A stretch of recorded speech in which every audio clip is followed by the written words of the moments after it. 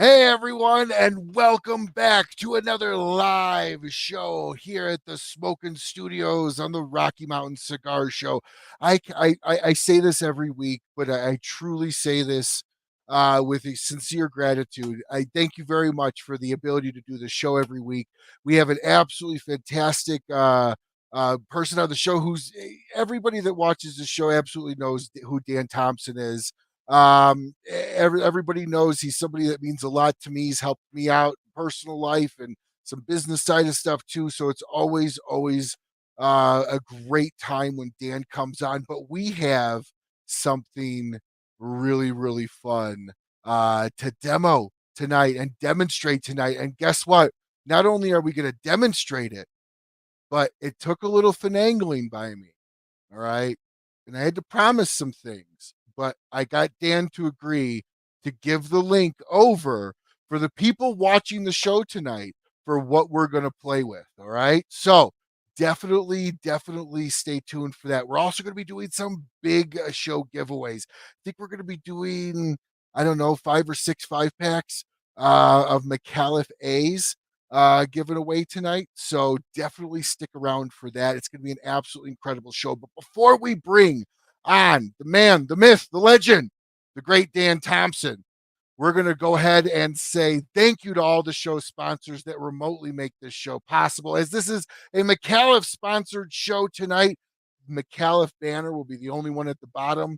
But big shout outs to BAMFcigars.com, ROCFcigars.com, Kristoff Cigars. We've got Sagrado Cigars, Big Sky Cigars, Cornell and Diehl pipe tobacco, with my personal favorite being the Autumn Evening. I requested them to specifically make one for Autumn Evening. La Aurora Cigars, West Tampa Tobacco Company, and Steve Saka over at Dunbarton Tobacco and Trust. Thank you all very much for supporting this show.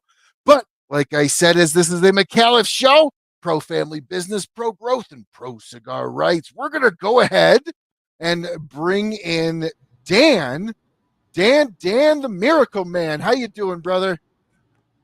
Ryan, I am doing great. Thank you so much for having us here tonight. Thank you for calling. You know what I love about having you come on? Like at this point, it's so easy. Like I just call you and I'm like, hey, I got an open show. You want to come on and hang out? Like it's never a big thing anymore to do that with you. And I love that fact because we talked about 2 weeks ago for this show. You know, had an opening. I knew you were working on something, and it just so happened to like perfectly line up that we were going to do this and kind of bring everybody on. So how's everybody doing tonight? What Micallef cigars are you all smoking tonight? And while you're putting in the comments section about what you're smoking, Dan and I are going to tell you what we're smoking tonight, sponsored by Dunbarton Tobacco and Trust. So, Dan, everybody knows the Micallef A, so we don't have to go down the path of introduction, but you're smoking something very special tonight. I will let I you am, Ryan. introduce what you're smoking something magnificent. In just a few weeks, we'll have the national launch at Smoke Inn of the Micallef Red. Beautiful. The Micallef Red is a milestone cigar for us. We are incorporating Pennsylvania broadleaf into our portfolio for the first time. So Micallef Red, the San Andreas Habano on top as a wrapper, a Pennsylvania broadleaf grown in Nicaragua, and then Nicaraguan fillers. And it is a phenomenal cigar. It tastes different than anything we've ever built. Just like the black has a special direction. It's luxurious. It's strong. The blue, which greets everybody with that Sumatra wrapper. The red is a step in a very different direction, and I know everybody's going to love it. Well, I'm really looking forward to it. And not only is it available in beginning of September, but it's also being launched out at the smokein.com. So you're going to be able to get it first at smokein.com, correct? So Smoke In is the initial national launch. Our friend Abe, he signed up and he said, hell yeah, I want to do it. He said people are tired of smoking all that Saka cigars. They need a change. And we're the right company to provide something interesting to the palate and ready to go, but certainly honoring and focusing on the people who purchase our cigars, bringing the red in at $7 for Robusto and $8 for Toro. So your colors, that's the thing I'm loving about this color series. So thank you so much, Steve Saka, for sponsoring the What Are You Smoking Tonight segment of the show.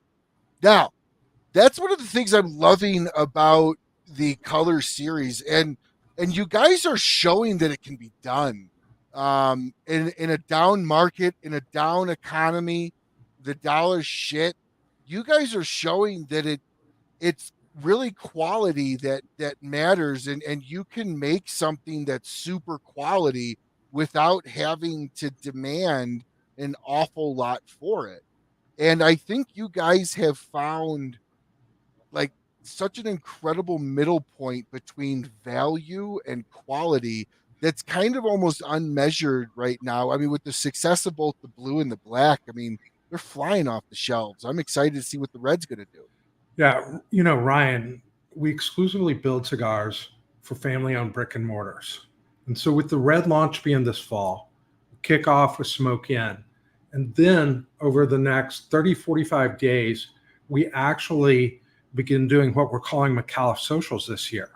Last year and the year before, we had an open house at our distribution center in Weatherford, Texas. But this year, we're going all across the country having Micallef Socials. And I'm just going to read you a little list and highlight them because I know that there's ambassadors and people who want to be able to enjoy reds and get together. But we're going to be starting September 7th at Avenue Cigar Lounge in the Bronx. If you've never visited Iggy and his shop, it's a very special place. Then we're in Florida at Jerry's Cigar Shop in Tallahassee. Cigar Aficionado, Casa Aficionado at Delaware, Ohio, September 21st. And then the Party Source in Bellevue, Kentucky.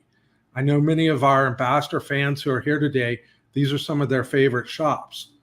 At the end of September, we're in Smokers Haven in Lubbock, Texas on the 28th. And the same night, we're at the Cigar Shop in Indian Trail, North Carolina. Then we finish in October at Latitude Cigar Lounge in Waxahachie, Texas, and the Cigar Room in Madison, Alabama. So this is a party that's going to get started on September 5th and is going to roll all the way through October. I tell you, you guys know how to throw a party. You guys know how to roll out the red carpet for sure.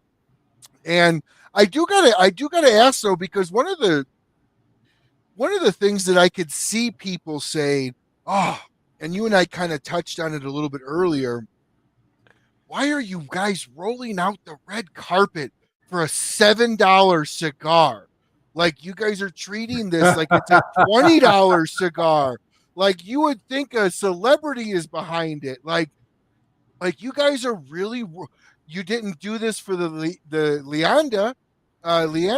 Like why are you taking such like the red carpet with the color series?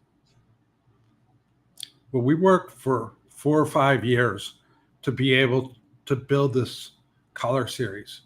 And it really was about us taking our factory, which is an Esteli, and thinking about what are the tobaccos that we're going to need for the future. Today, we grow tobacco in 4 regions in Nicaragua: Jalapa, Ometepe, Esteli, and I'm blanking on the last one. We're going to find out how to get those answers in just a minute, right, Ryan? That if there's any unanswered questions. And then we work with the Torrent family in San Andreas, Mexico, who help us with our Sumatra and Habano. And when you bring that platform together, you're able to envision years in the future. I mean, we're tidying up the 2026 roadmap right now for cigars so that the tobaccos are in place and we bring them into our factory. We process every leaf in our own shop. That means that they're in pilones. They may run 9 months. They may run 18 months. It's whatever time the tobacco needs. Then it's banked into our factory and we can build these cigars.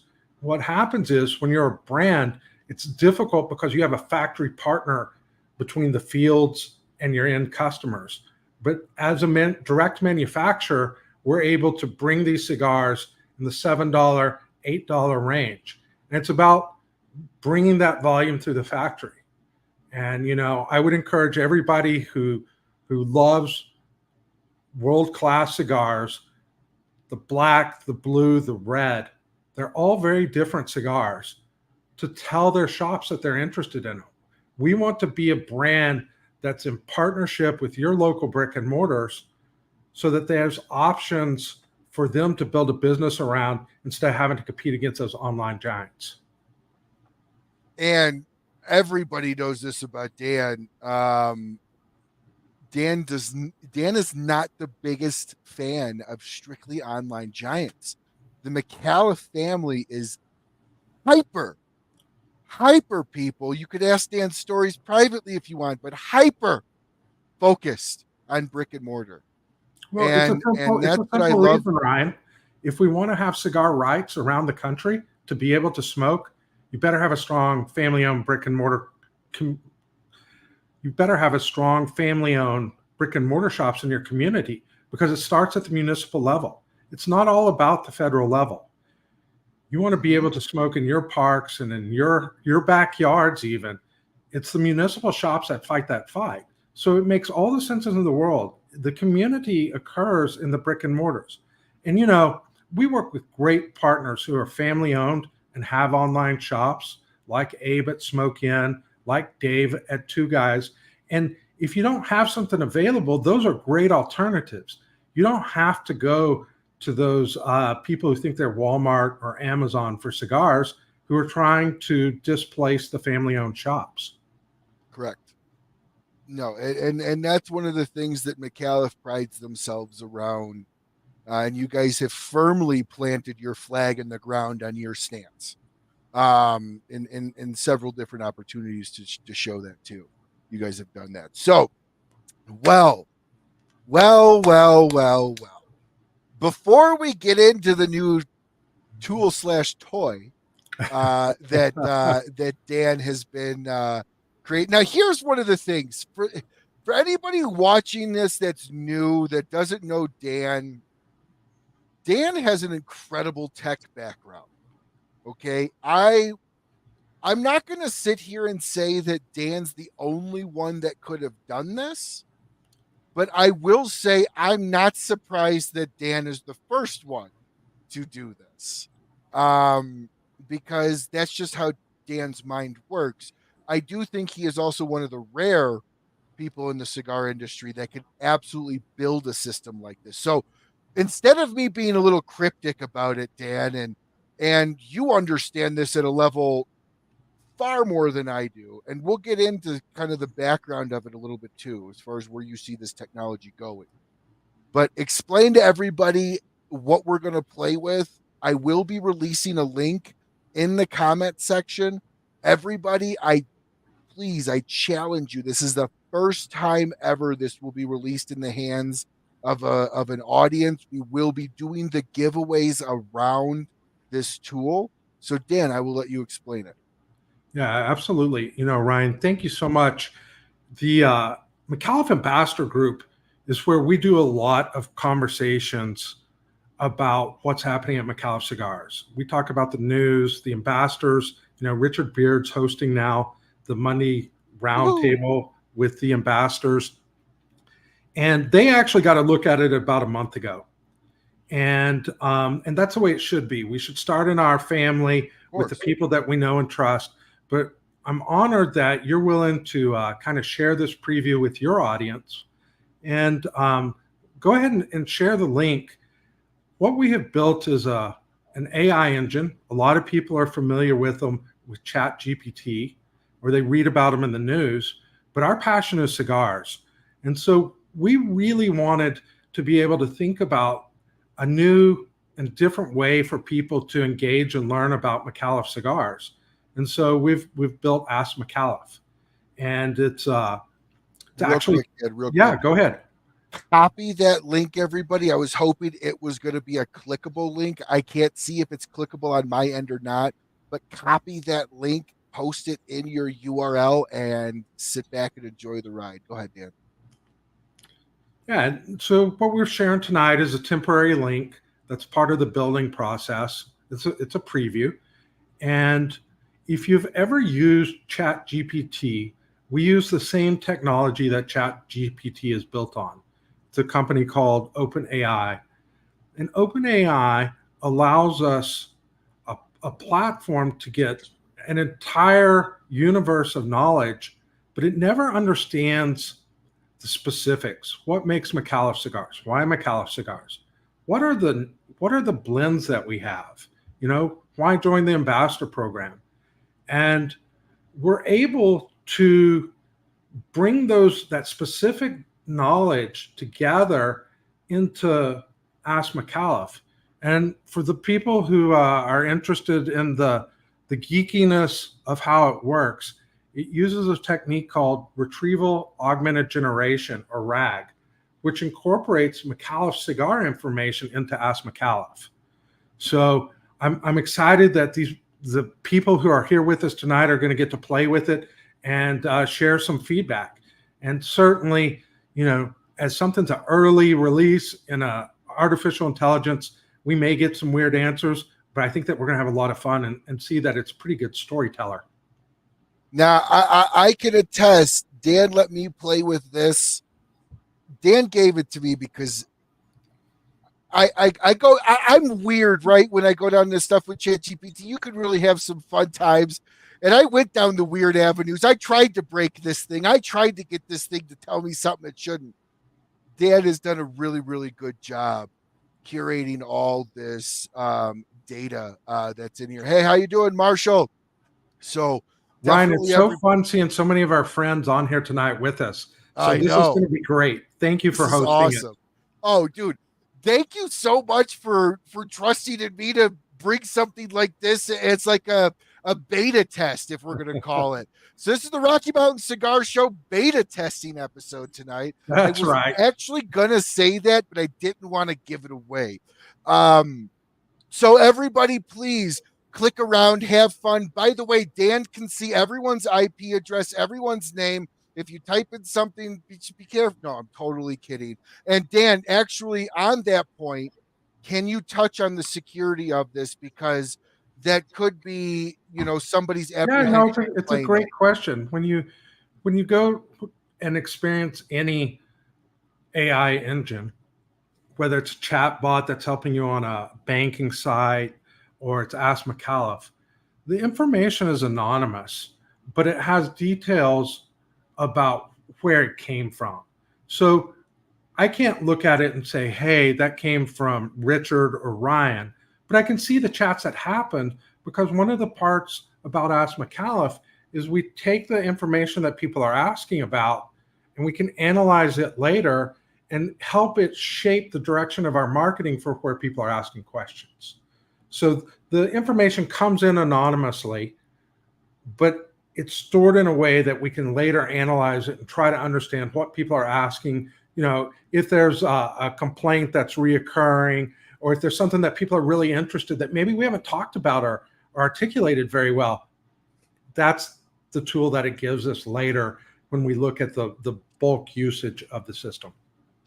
Now, as people are going through and typing into this, and I'm kind of just, before we get into like the nitty gritty of it, right? I want the ooh and ah to kind of settle down when people are playing with it. So I'm kind of giving everyone the opportunity to kind of play around, click around, ask everything. Everybody, there is a kind of, you know, a circular thing up in the top right corner that is a reset.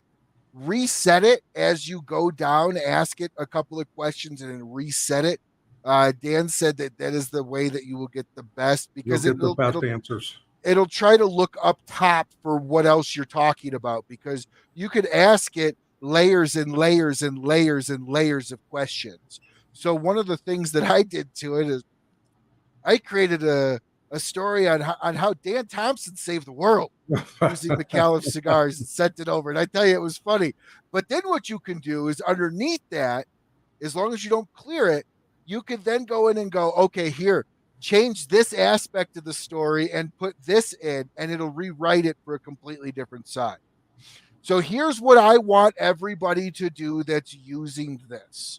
This is not going to be for a giveaway. This is just going to be just for fun. I would like everybody to click on the stories section.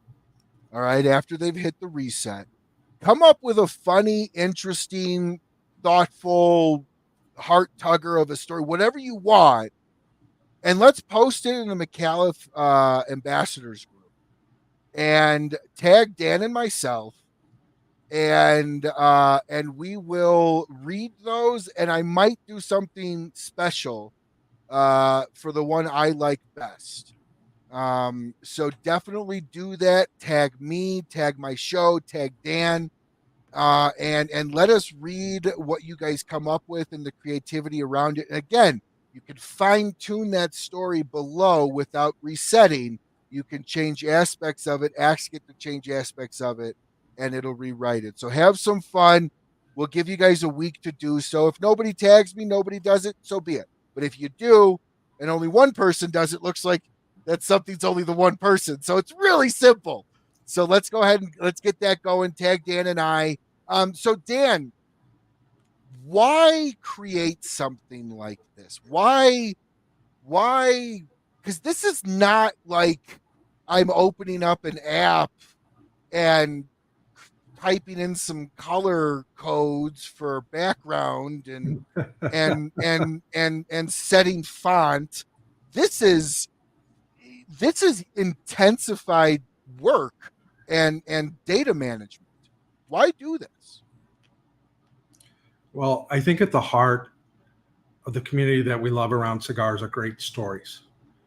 And one of the things that I've observed as we travel around the country and our sales team travels around the country is people often, after they leave an event or they smoke a cigar, they're like, I wish I could ask a question. And, we at Micallef have worked for many years now to build a great cigar company. And if there's a critical aspect I have to my work that I've done in leading the company is we haven't always gotten out the word as far as we'd like for it to. And we think that as people who may have questions or want to learn more, if you're a shop owner or you're a tobacconist, you want to learn more about our cigars, being able to provide a place where you can ask questions. And some of them, we've got buttons that kind of help you get started, but you can really dig into different aspects of our manufacturing, our portfolio, how we think about things. Interviews have been transcribed and included in the AI engine. And so you can really begin to, ask questions, what does Amanda think about the ambassador community? What is Al's, driving things? What did Al do that was while he was growing up and across his life that kind of shaped him into the entrepreneur that he is today? A lot of that information's in there. And it's a very easy way. And as people have become accustomed to using Chat GPT, for example, in their workflow, their own personal workflow as creatives or marketing or whatever they're doing, we thought it would be pretty cool to bring, something to the cigar industry and kind of bring it to life and see where it goes. So you crawled Rocky Mountain Cigar Show episodes with you and Amanda and Al? I have crawled. Actually, crawling is probably not the right term. So technically, I've downloaded the audio of some interviews that we've done, and we just keep adding interviews to it. We have it transcribed to text, and that text is put down inside the engine so that you can see what people are talking about. In all fairness, Ryan, I did start with the Cigar Authority, which are a couple of our largest shows. Of course. And, as time goes by, we just keep downloading the audio files and transcribing them and adding them to the knowledge. Honestly, it's only rightful that you start with the guy that started a lot of the podcast scene in the cigar. Like, there's no complaint. Now, if you told me you started with Kevin Shahan, we'd have some problems. No, I'm totally kidding. Love you, Kevin. But no. We started with the Cigar Authority, And we've included some of Coop's interviews also that he and his team have done. And, we have lots of great media partners out there. We have Rob Jones on Cigar Talk, which is an audio podcast. And over time, we'll be able to just keep adding these different interviews. But it's kind of fun when you start querying against them and asking, critique Dan Thompson. What are his strengths? How do Amanda and Dan see different things? And I think you'll find that we see a lot of things similarly, but we often emphasize different notes of our business because we're each individuals. So obviously something like this is a data collection avenue. It's a consumer data collection avenue around ideas, what people are looking at and searching. How is Micallef, because you had talked about you guys are going to categorize this data and analyze it eventually. What is Micallef looking to get from data like this? Because I mean, this is a lot of fun, but what's in it for Micallef around building? Well, there's two sides to it. One is people get to understand our perspective and what we're trying to accomplish as a company and as a cigar maker. Understand, the relationship we have with the Gomez Sanchez family who lives in our factory, and they're the master craftsmen of blending our cigars. I think at this point, I'm pretty comfortable to say that we have some of the best construction in the industry in terms of our cigars, and that the blends that we've been introducing, but there's a reason that all these things happen. There's FDA that didn't allow us to bring to market creative cigars when we first were introduced. And it's not a blame. It's just the reality of that was 2017. And sometimes we have people who go, oh, you guys aren't very creative with your cigars. Well, what was initially introduced was constrained by what we thought were the FDA regulations at the time. Well, some of these questions take a while to be able to understand what actually happened. And, with any company, and especially as you start reaching your 7th year, you've tried different things. We worked with Mickey Pegg at All Saints Cigars, and both of our companies learned, and both of our companies were better off. But we decided that it was better for both companies to continue on their own individual paths, and people want to know what happened and how those things occurred. And this gives you a very direct way to be able to ask it and answer it.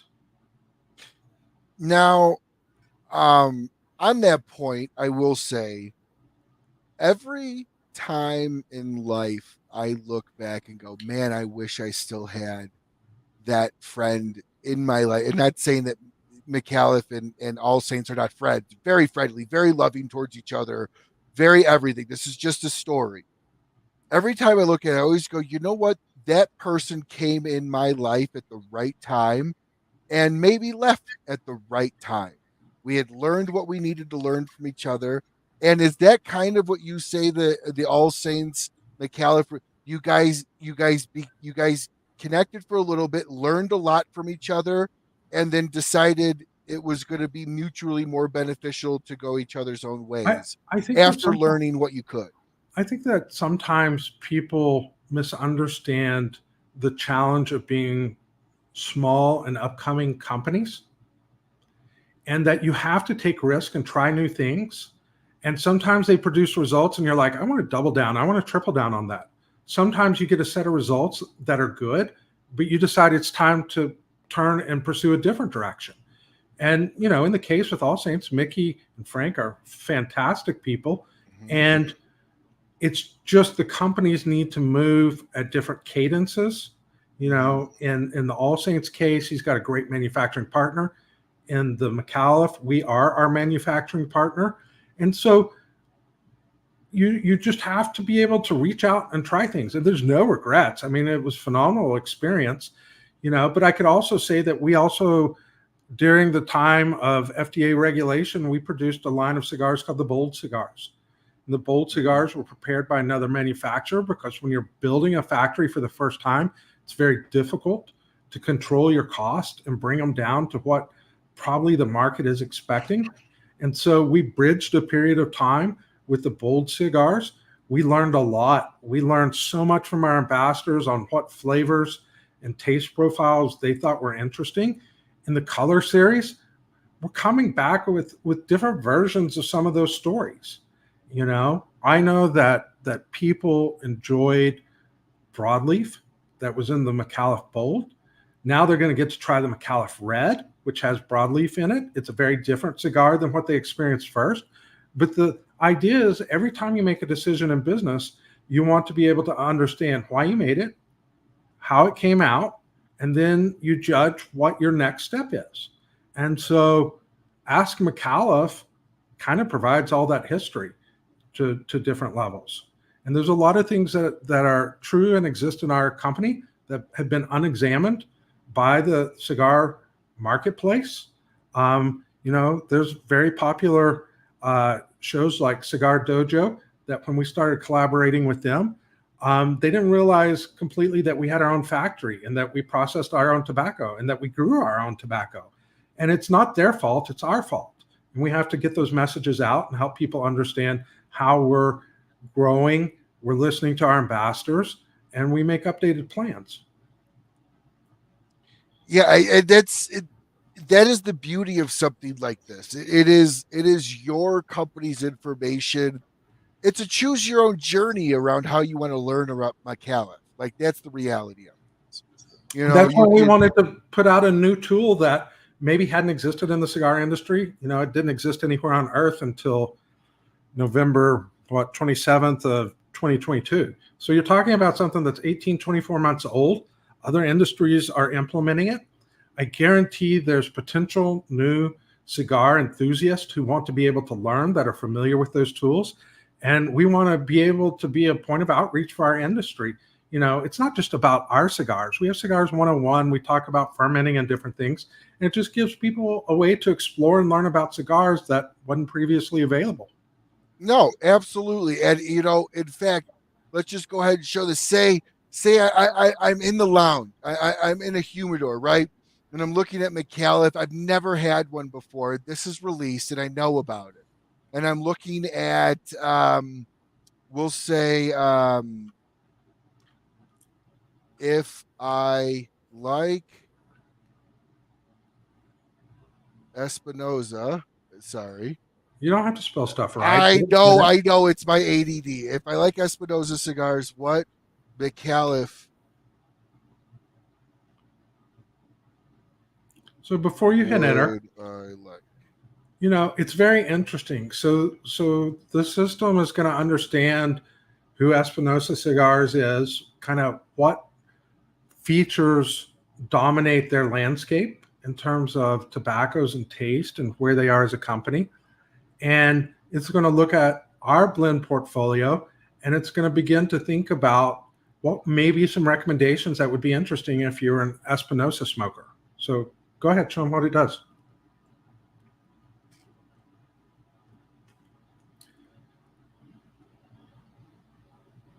So it breaks it down. It gives you what Espinosa is known for up here. As you come in, it gives you the black, tells you why it's similar or what could be similar to it from Espinosa. You're not looking for a copy. You're looking for something that may have similar notes. Correct. It's if you're a craft beer person, you don't want a copy of somebody else's craft beer. You want to see how somebody else expresses that type of IPA. And that's what it's providing for you.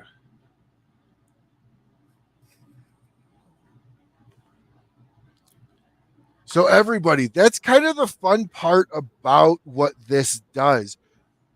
It really gives you kind of an insight into how to better your own experience. Because what I just typed in my question is a difficult question because it's always hard when everybody always asks me. I'm the wrong person to ask for pairings because my pairings involve bourbon or scotch.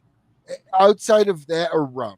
Now, outside of that, I really couldn't tell you. And to be honest with you, I drink and smoke what my palate likes. So what something like this would do is if you are an IPA drinker or a wheat beer drinker or a dark beer drinker, you can go in and ask these questions and actually get an understanding and a breakdown of what potentially could go best with multiple different IPAs. And this is a really great way to have a little bit of fun at home too when you're doing a choice. Go through this, play with, test it. That's why we threw it up here, right? So like test it. If whatever you're drinking tonight, ask what good pairing and see if it is what in fact it is you're smoking. If that's the suggestion. And that's kind of the beauty and the fun with all of this stuff. So Dan, how long does I know how long does something like this take to to put together? You know, Bruce Stark was the first one to ask me that question when we were in the Micallef Ambassador Roundtable. And I told Bruce, you know, it's taken me about 35 years. And it's really, there are people who are out in different industries and we all pick up different skill sets over time, but it really took about 35 years before you had a technology platform like OpenAI or like Anthropic that you could build solutions like this on top of. And so, you know, the magic of the software world is bringing together different solutions to tell stories or to provide solutions. And, you know, to be honest, it's kind of remarkable. Ask Micallef, it kind of bubbled around in my head for probably 9 months. And then, you know, we were able to build it in 3 months. It consists of about 250 pages, if they were typed, of knowledge on Micallef cigars. So you take, you know, pretty big, Wow. like a ream of paper, if it was all printed and typed, and you put it into the engine, and then you help tune the answers so that it plays back what I think somebody's looking for with their intent. And this is what you see. So what is the shop owner aspect to Ask Micallef? What is their benefit to having something like this potentially for their clients to use, for their Well, customers? I think there's multiple aspects.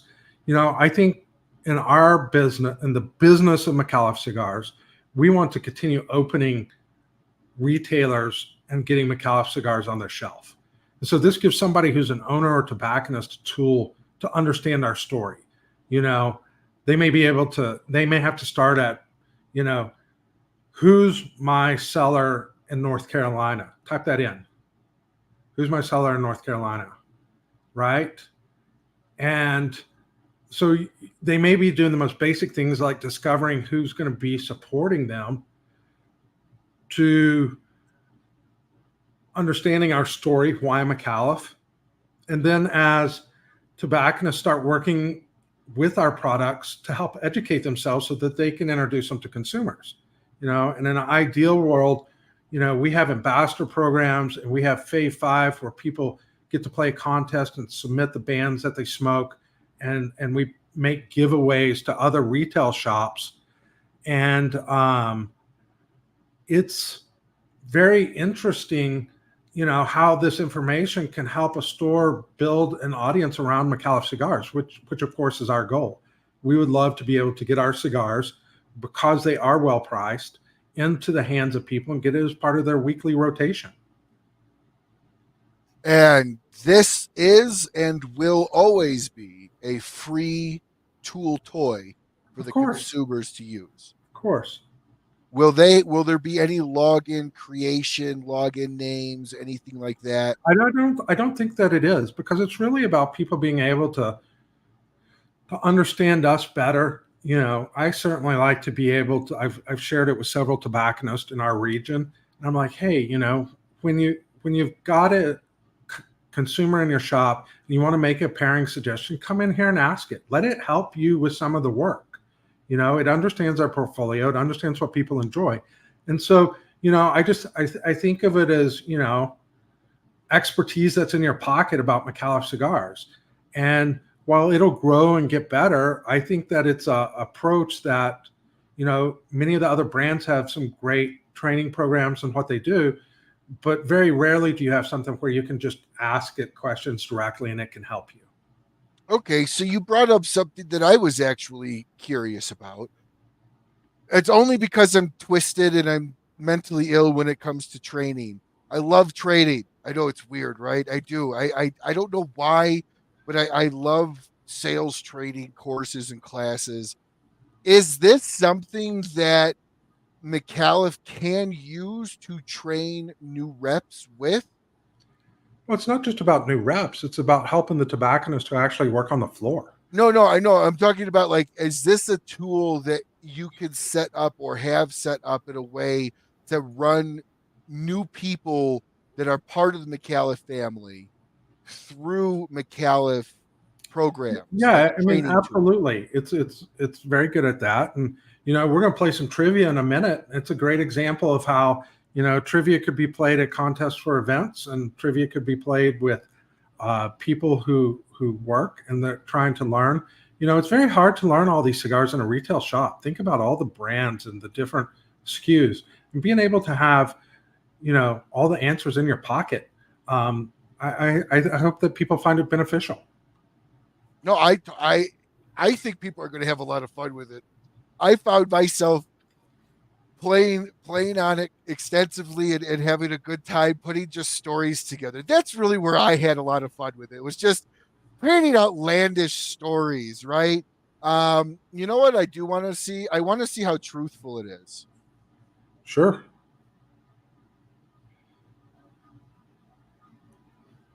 Let's see what it says here. Since Dan built this, we'll see what the question is.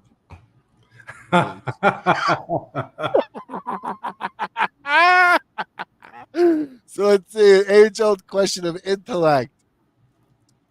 Together. Oh, it doesn't answer. It's friendly. So there you go, everybody. You could really kind of have a little bit of fun. Now, I typed that in to show you the fact that it will give you backgrounds on people in the company.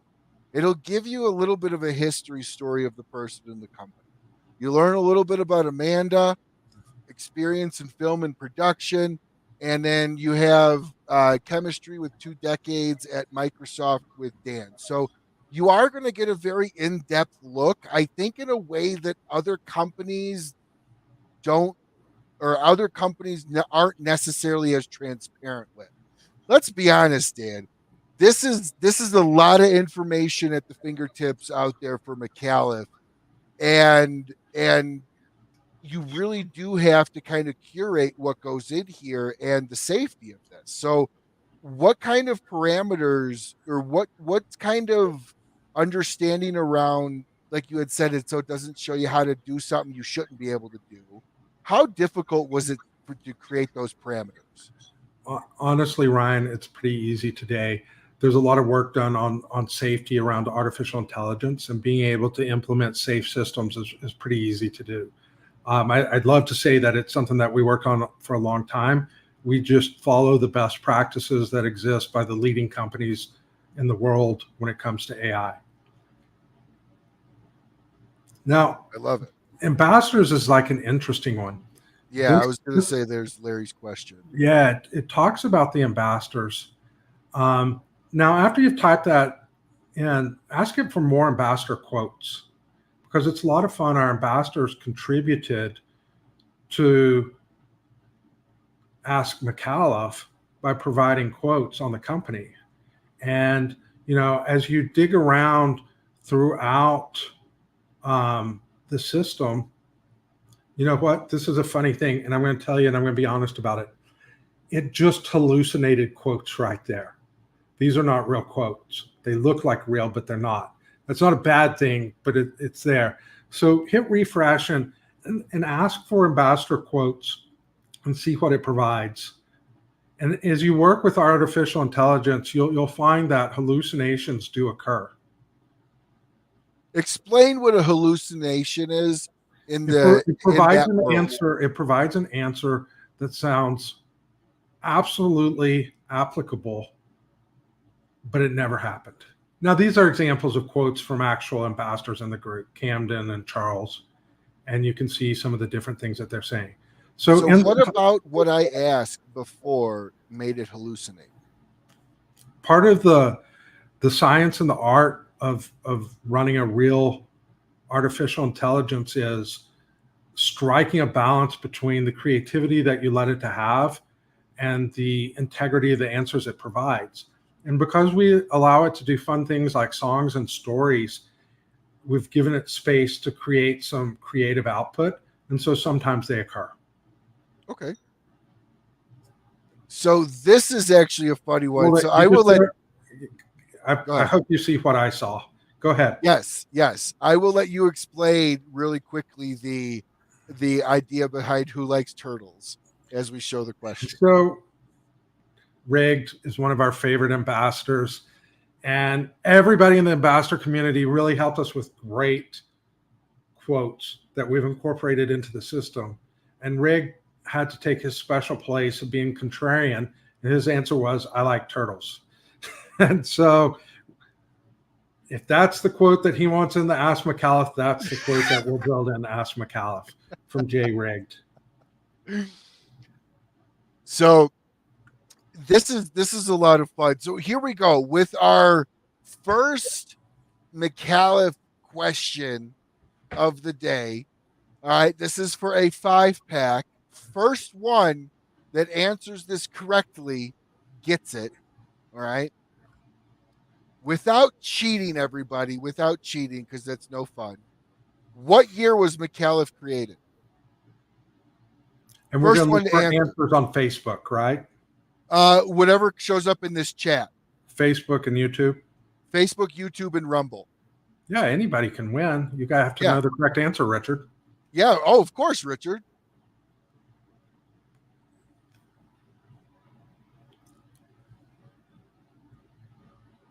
First correct answer wins.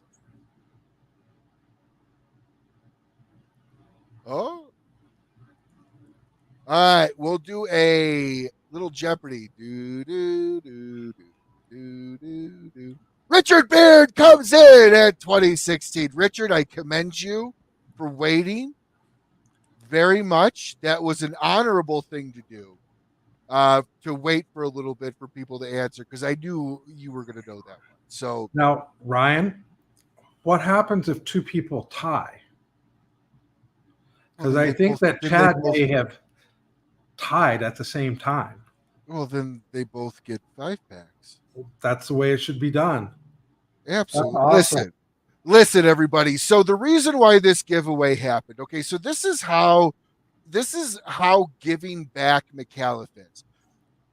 Amanda instantly sent off the cigars I needed for the charity event that we ended up not having, because it was opening night of the Olympics, and well, I'm sure a lot of people after the Olympics would have rather come to. I'd much rather been to your event. That's what I'm saying. So either way, and I asked Amanda really bluntly, do you want me to ship them back to you, or do you want me to give them to an account here in Colorado? She said, absolutely not. Just give them away to everybody on the show. So if you tie, you tie. Now, it doesn't mean that everybody can just flood behind it with that answer. It's got to be a genuine tie.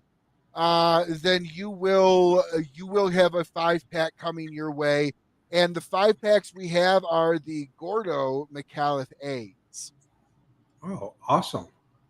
So Richard and Chad are the first ones to win. Richard, Chad, do me a favor, brother. Go ahead and jump on and DM me your mailing address, and we'll get those sent out to you ASAP. All righty. Let's see. As we come into the second question here, let's see. What is the name of the Micallef blend that was retired in 2022? In the year of our Lord, 2022. What blend was retired? We'll go one time. You could win one time. You could win one time. You could win one time. Because if I don't give away everything, then guess what? That means Dan just is forced to come back on later to give everything else away. So it's not a really big deal. That's no problem. All right, Chris. Chris with the win. Chris, really, Richard? I really thought you would have gotten that one. Chris with the win. I think Richard is confused between ran out and there were no more left for us to ship to retailers versus what we actually retired. All right, here, let's see. Last really quick one, and then we will get into a little bit more later on. Let's see.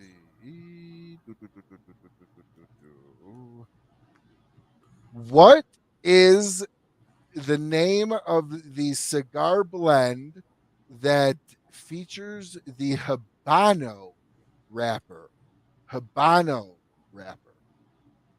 Who has an Habano wrapper? Or I should say, what cigar has the Habano wrapper? And then we'll do some additional giveaways later on throughout the night. Yes, Chris, you won a 5-pack, my friend. Scroll up the pinned comment at the top. There's a link on the top that shows the brand new Ask Micallef AI chatbot that Dan has been slaving over for months, sleepless nights, toiling away to build for the Micallef family. All right, first one to get it right gets the 5-pack. So that means these people did not get the right answer. So as we're waiting for that right answer to come through, Dan. I see. We got one right there. So it's cigarettes. Yeah, Reds. All right, we're just gonna have fun with this. Chris, you already won. Rudy, we'll take it, Rudy. All right, everybody. Like I said, this is just a giveaway, fun episode. There's really no rules, hard and fast by anything here.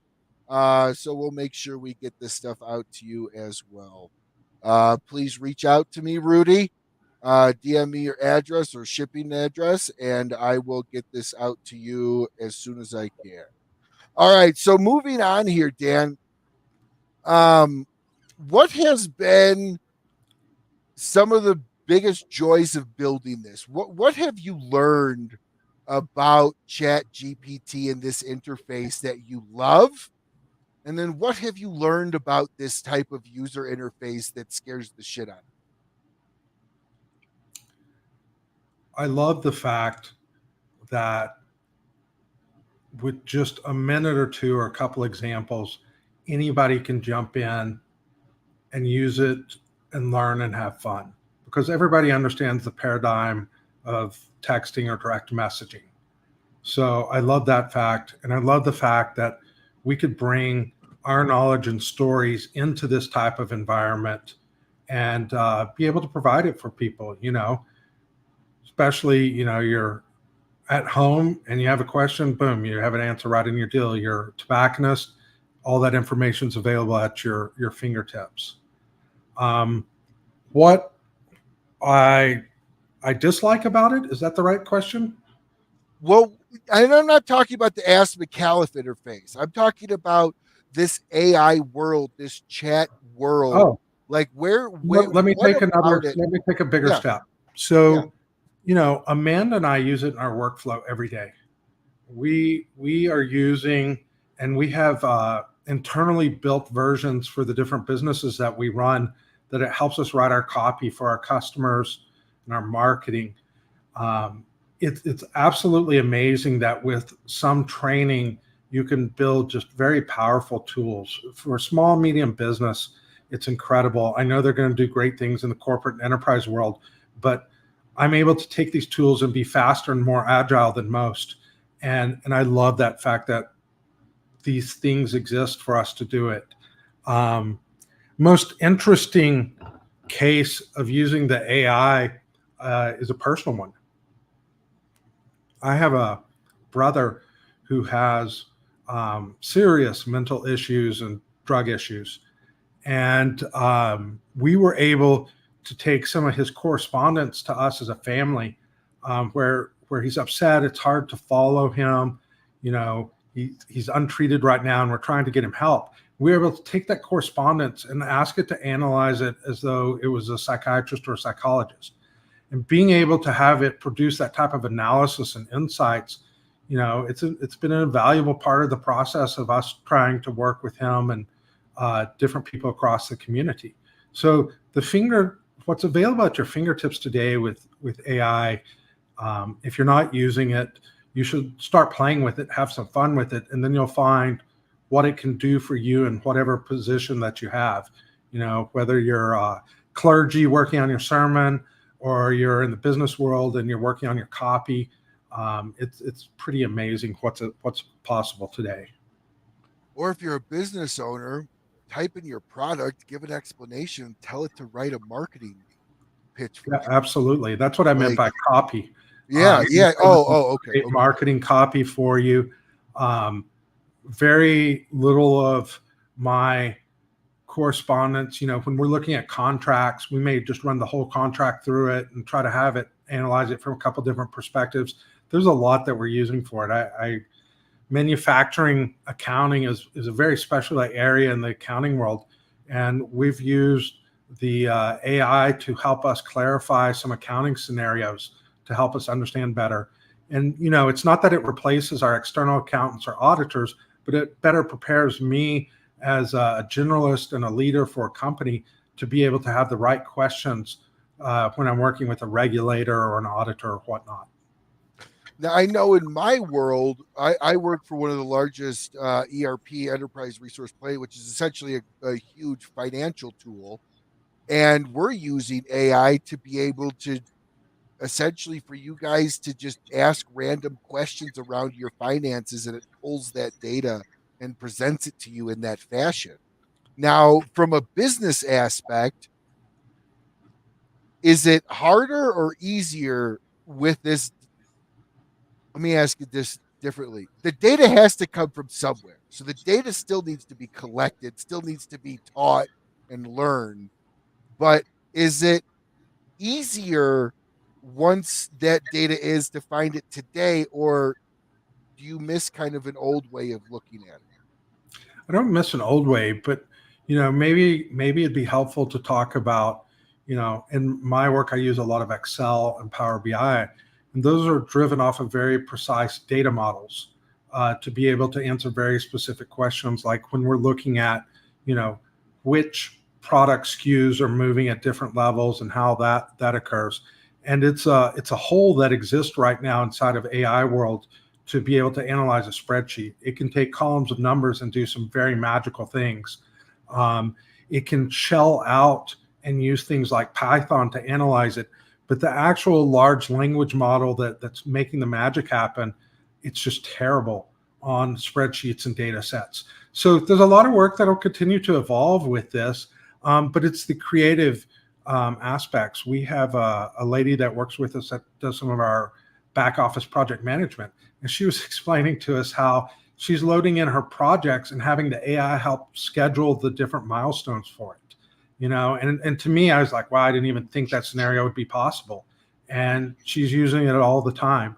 So I think that there's a lot of things like that.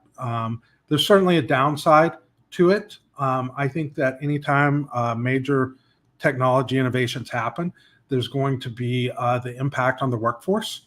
I certainly don't need entry-level marketing copywriters anymore.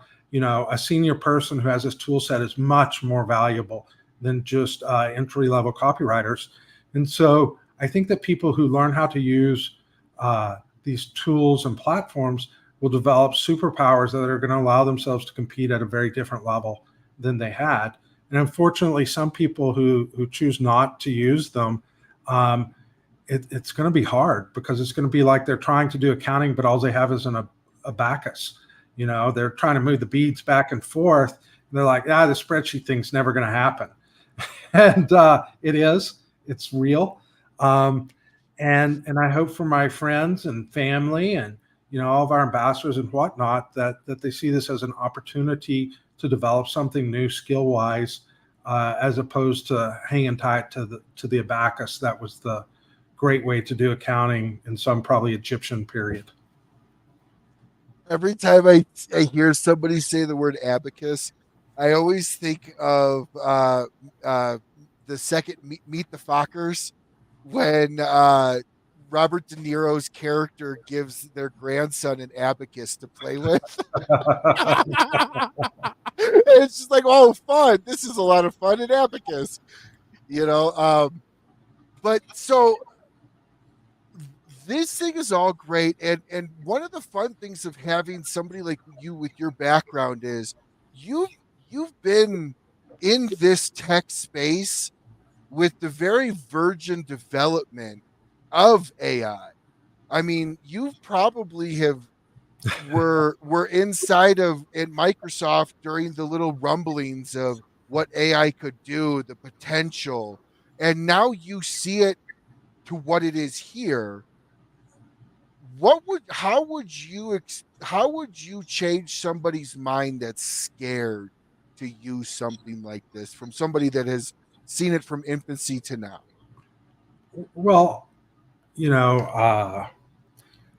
David Groot is a friend of ours. I think that David's probably been in your audience. David and I were talking, and I told him he was working on a marketing plan. I'm like, you have to get Chat GPT and use it. And I go, don't just get the free version. Spend the $20 so that you got the full version per month. And it was really funny. There was a little bit of hesitation. And then I told him, I said, I'll put down a 90-day guarantee. If you don't find this valuable to you in the next 90 days, as my friend, you are going to have to step into this zone so that you can have these tools to help you. And I said, I'll pay you back the 90 days, that's $60. I go, I will give you in cigars or cash a refund if this isn't substantially better for your life. And I said, but you have to go through one tutorial session with me. And so we literally texted back and forth for about an hour, and we tested some different things inside ChatGPT to get him oriented and going. And he goes, don't worry. He goes, it's day one. I don't need the $20. It's changing the way I think about these tools, because when you read about them, it's not the same as doing. No, yes. When you read about stuff like AI, honestly, it's kind of like the old adage, sex sells, right? The scary side of AI sells. And again, that's why I'm really glad that we're launching kind of the Ask Micallef here, talking about the AI, because I think you are the right person, especially in the cigar world, to be able to kind of explain really what I could imagine. Can you imagine if the Fuente family were able to do Ask Fuente with all the great stories and tradition and interviews that they have? It's a way, or the Padron family, it's a way to unlock those stories that could be lost in time if there's not some recording of them and a way to be able to play them back. And I really believe that the next historical chapter is going to look more like Ask Micallef, where you can really interrogate it and ask it questions. I think that's the future of a lot of this. Now, with something like ChatGPT, so there is a free version of ChatGPT that stopped updating in, I think it was 2022, right? Yeah, I don't know what the latest is. And then there's the 4.0, which is the updated one, which is the ongoing updating. Is there something that you wish AI could do today to help inside the cigar world that it can't do? Like it can't blend cigars, right? Like you would talk about copy. You can't put in there to blend a cigar, right? There's still going to be things that for example, one of the things I use it for all the time is translation. There's a lot of research that's done on tobacco in Cuba, and that was inaccessible to me. But now I can take those Cuban journal articles about tobacco and I can stuff them in Chat GPT and ask it to translate it and summarize and help me understand what's being discussed. I couldn't do that before. I had to find the person who wrote it and hope they spoke English. And so I think there's just a real democratization of knowledge that begins to occur when you have systems like this. And what people won't understand, potentially in your audience, is when you pay that $20 a month for a subscription, you can create something that's called a GPT. And you would describe that as your own AI app. And you can stuff documents in it. You can train it to answer things for you or provide copy for you that becomes a real work engine. And I think that, as all of us are living in a difficult time where groceries are more expensive than they've ever been, the gasoline pump, everybody's got a family that they're trying to do. Sometimes it might be crazy to think about spending extra money on that, but a lot of us have second side businesses. I don't know a fireman who doesn't have some creative side business. And it's something like ChatGPT that as they just play with it and begin to understand what it can do to help them professionalize their work, will create better side businesses. And, I look at things through a business lens. I also look at things as an artist and a creative about what it can produce there. And it's absolutely amazing. I wrote a series of poems that I used AI to help me finish them, because what used to take, hours and hours to do the sentence construction to inside the poem, I was able to move much faster. And it's because I'm using a tool to help me, just like an engineer would use CAD and CAM to help them design a building or a part. And it's an awesome world, but I do think that people need to step across, experience it. ChatGPT is probably, it was the fastest adopted application in the history of the world. It is. And it doesn't mean that it's the only one. In X, they're investing deeply in what they call Grok, which has the best AI on instant information and events that's happened. So there's many different, it's kind of a exciting environment to watch. It's much more like the gold rush when people were going to California trying to find the mine. There's going to be some big winners and a lot of losers, but people are bringing very different aspects to it. Yeah, and some people might not realize Elon was an early investor in Chat AI. Yeah, he was one of the principal investors in OpenAI when it happened. OpenAI. And he's just built the largest GPU farm probably in the world. It's certainly the fastest large GPU farm ever built, where they're training some new data sets for Grok, and it's going to be really exciting to see what he does with it. Now, I have a buddy of mine that is really, really like headstrong inside the AI world. Works in a really big tech company. He actually uses this for his family planning. He actually when we're saying family planning, do we mean like his baby? No. His family. Well, hopefully, I don't know. But I've never asked him that personal question, but maybe now you actually hold on, let me write that down. You say family planning, it sounds like children, and no, but like his family calendar, his skid scheduling. He has that I forgot what it's called, but it's the program that allows you to move everyone's calendar into one central family calendar. Okay. And and actually have it up on your your desktop and it's like a separate screen. And he uses it to just put all that data in there, and then he says which parent can go based on their calendar, who's picking up. What a great tool to help with family planning. Talk about an operation center that has to happen every week for all these families. That's really cool.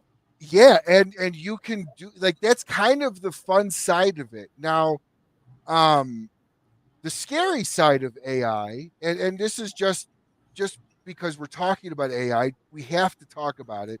The downside is you can be taken advantage of. AI can be used in a bad way, just like any other program and software out there.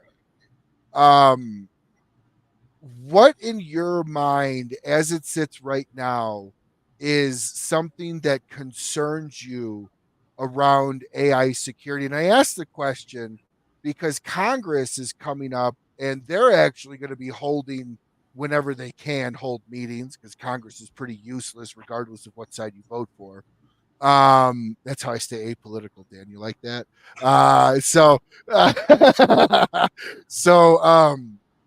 what are your concerns as somebody that's worked in this, that's built something on this, that has seen the backside of what this can do? What's something that you think should be curtailed in the AI world? This is so funny. I feel like I'm having a deja vu conversation. Al Micallef came to the office today, and we sat down and we had coffee and a cigar, and this was one of his questions. So Al was working through what is AI, how does it work, and he loves Ask Micallef. He thinks it's really exciting that we've been able to do this. So that's an 83-year-old man who's like a kid around a technology, and he asks, what do you think is good and what do you think is dangerous or bad? So I'm going to share with you what Al and I talked about. How does that sound? I think about it in a couple different levels. There's the initial safety level that most of your AI technologies will never let you break, where people go and ask how to design a bomb or something like that. And so most of those safety concerns are taken off the table right away. Then there's a kind of a science fiction AI gone rogue scenario. There's people who are concerned that AI could turn against humans and there could be a sentient spirit that eventually occurs if you reach general knowledge of artificial intelligence. And Skynet. it's really debated in the technology world. I personally, I don't worry about that. What I do find very worrisome is the manipulation of information reality that can be done through AI. It's more like the Orwellian, 1984 scenario, where an event happens and within minutes it's rewritten in history in terms of the websites. And we're not even talking about bias now, because if the temperature changes politically in 6 months, the history can be rewritten again to match that 6 months. And I do think that's a significant problem. I think there's a positive side to that. And that's what I was talking through with Al, because we're always trying to understand what's real, what's misinformation, who has agendas that present different things. But I think that the ultimate answer is reality. And I think there's going to be a great premium in-person live events. And it really comes in many ways to what we enjoy as lovers of the leaf, as cigar smokers, and that's engaging with people in a real environment and having a conversation. Because when that's happening, it cannot be manipulated. So I think that live performances by artists, I think that speakers try and talk about how to, better yourselves. Anything that happens in live in an arena or audience or in a lounge, I think those are going to be the highest value experiences that exist. And again, I think this is exciting for the premium cigar industry. We're a place that's a natural home. Some people call it like a third place. It's not work, it's not home, it's that third place. And I think that the AI misinformation issues will drive a premium out of those experiences where we're sitting together. No, I don't disagree with you. I do, part of my is somebody that follows this because I'm a tech junkie, and it's really my passion as well, and my job. I My biggest fear is Skynet, like that whole Terminator 2, Terminator overtake. So And let me suggest a differentiation before you go very far. Do you believe that the technology does it itself, or do you think tyrannical figures use the technology? I think once we allow, so that's a great question. And I'll answer it telling you about a TED Talks I listened to with a futurist humorist slash attorney. And he talked about one of the things that society, not in our lifetime, maybe not 100 years from now, 200 years from now, but at some point in time, we're going to have to determine when consciousness denotes life. And See, I think that's a false dichotomy. once that AI bot can think on its own, that's where the parameters are removed. So That's where it it's certainly scares me. my opinion that we will reach AI levels that will be almost impossible to distinguish between the consciousness of something. But in no way, in my opinion, will it actually have the characteristics of life, which means that genes are transferred, life, occurs and exists in reality. That's my personal opinion. The biggest concern that I have is how, and I'm just calling them like a pharaoh or tyrant, uses this technology. I used to describe it as APIs, which allow people to scale the speed and reach of their thoughts. I think that AI and the misinformation is going to be a huge, huge problem. But I personally, I'm not so worried about it developing true conscience of itself. Well, the only reason why I say that is I think it was Google or Facebook.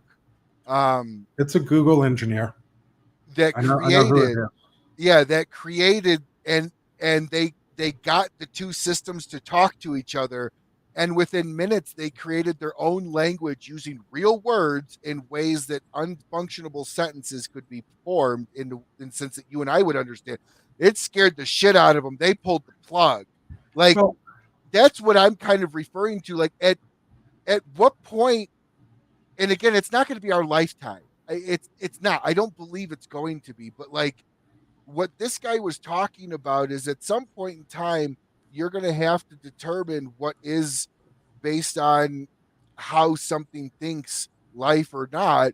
And that might not happen for a couple hundred years. But the scary aspect around some of this is the fact that it can chat with itself.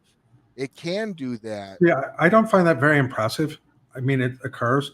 The key point of distinction for me is around the truth, the beautiful, the good, love. These things can be mirrored and they can be done like the conversation you're describing, but it's fancy mirrors that are making that happen. It's sci-fi, right? It's everyone's fancy worst mirrors. sci-fi. But the question becomes, when is the Hall of Mirrors indistinguishable from reality?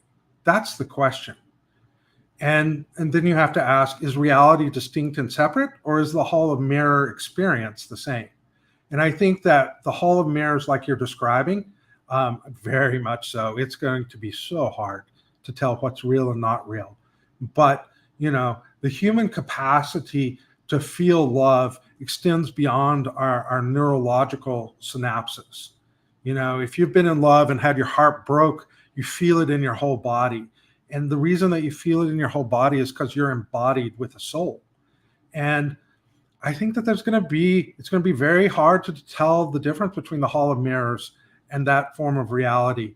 But I don't think they're going to be the same thing. And of course, just my opinion. So would you agree then that the same way a computer is only as smart as the person using it, that Chat GPT or AI is only as smart as the person using it? Meaning, if the person's not smart enough to understand it, they can't do any harm. I don't know that I agree with the premise.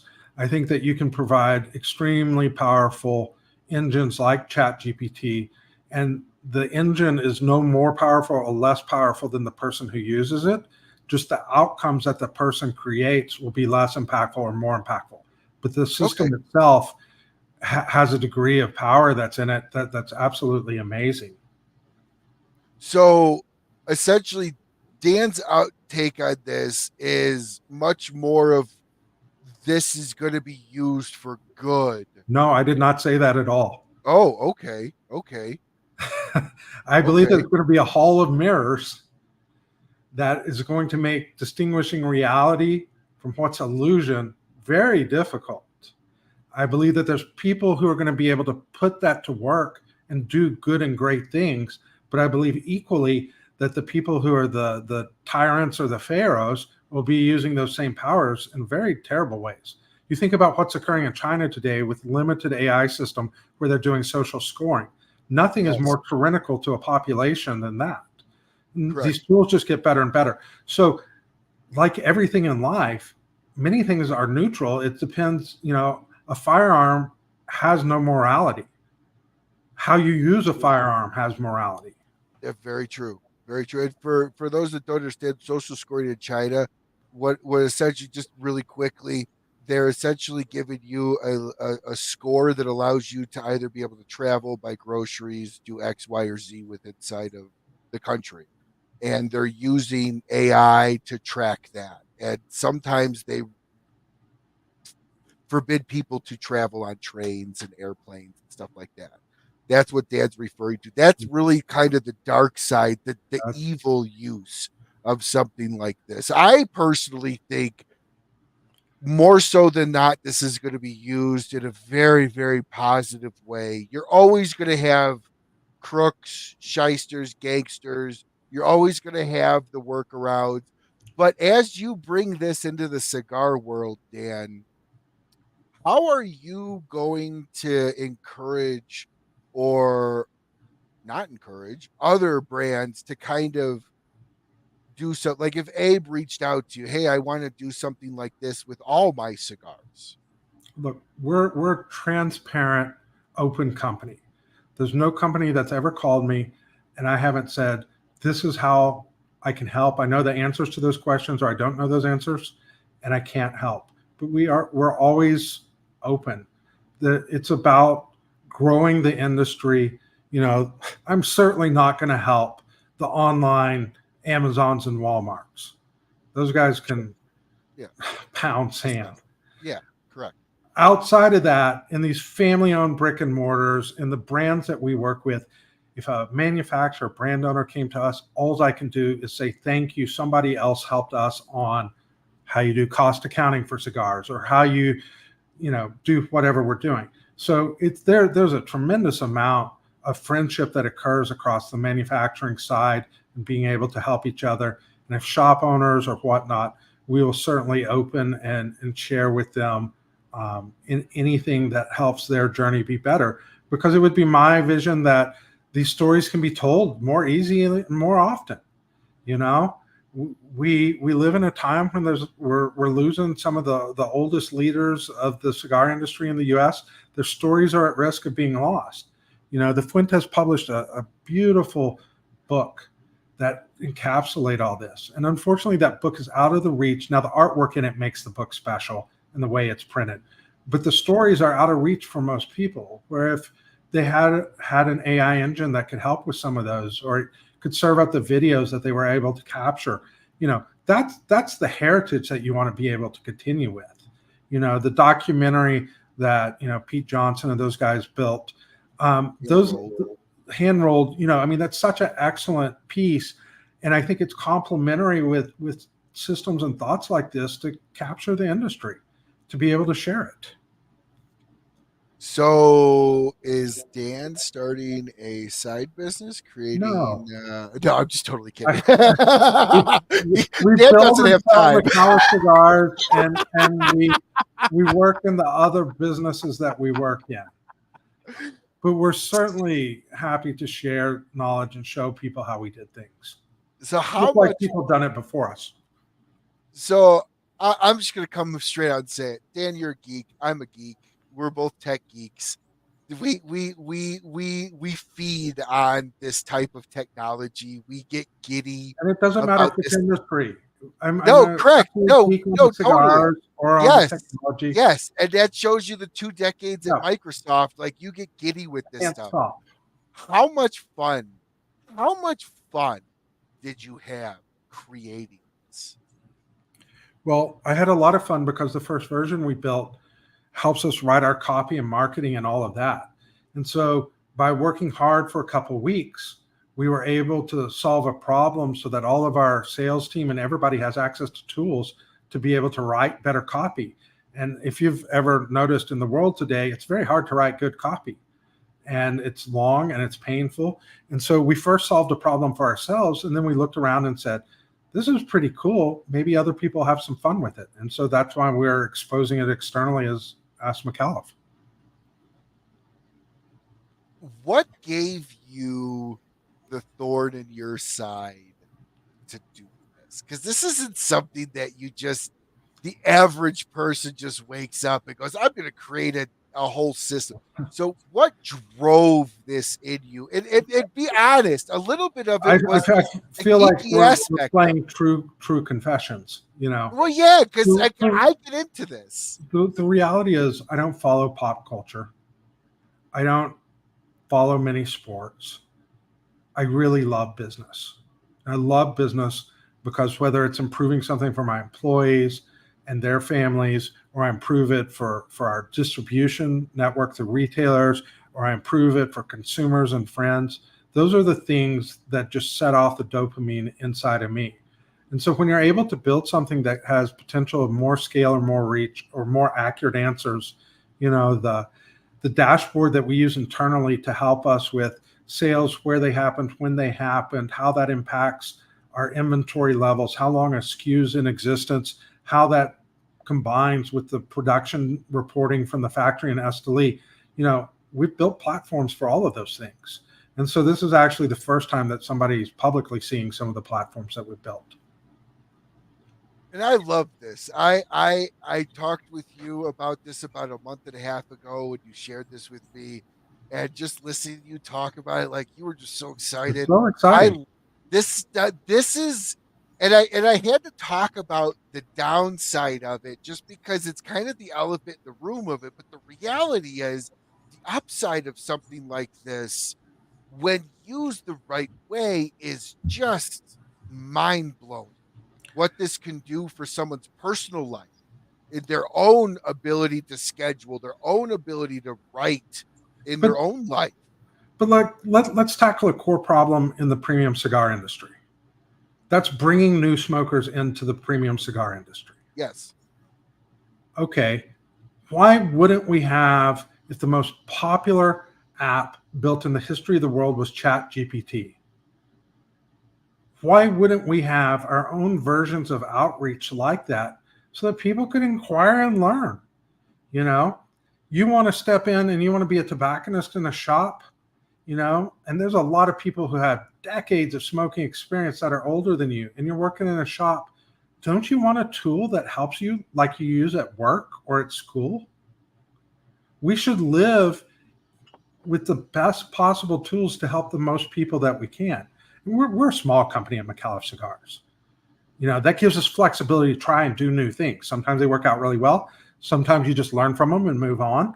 And sometimes you're like, hey, this is something that doesn't exist in the industry, but we should certainly have for people who may be outside it, who are like, why do we smoke cigars?